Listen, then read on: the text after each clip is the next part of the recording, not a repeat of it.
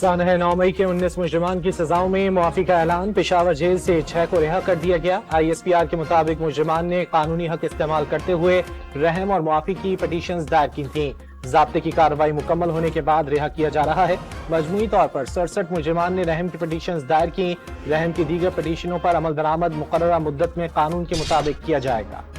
وزیراعظم کی زیر صدارت خصوصی سرمایہ کاری سہولت کونسل کی ایپیکس کمیٹی کا اجلاس جاری۔ Army chief general Syed Asim Munir, اعلیٰ سول و عسکری حکام شریک، چاروں وزرائے اعلیٰ، وزیر اعلیٰ گلگت بلتستان اور وزیر اعظم آزاد کشمیر بھی موجود۔ سیاسی کشیدگی کا خاتمہ ہوگا یا ڈیڈ لاک برقرار رہے گا؟ حکومت PTI مذاکرات کا دوسرا اور اہم مرحلہ آج شروع ہوگا۔ اپوزیشن کمیٹی آج 2 مطالبات حکومت کے سامنے رکھے گی۔ سیاسی قیدیوں کی رہائی، 26 نومبر اور 9 مئی واقعات کی عدالتی تحقیقات شامل۔ اڈیالہ جیل میں سماعت کے موقع پر بانی PTI سے مذاکراتی کمیٹی کے رکن سلمان اکرم راجہ کی ملاقات۔ حکومت سے مذاکرات سے قبل ممکنہ حتمی مشاورت، مذاکرات کی کامیابی کے لیے پرامید ہے۔ سلمان اکرم راجہ کی میڈیا سے گفتگو۔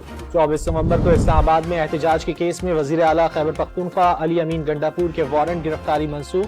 PTI کے 300 گرفتار کارکنوں کی درخواست ضمانت پر اسلام آباد کی دہشت گردی عدالت نے فوری ریکارڈ طلب کر لیا۔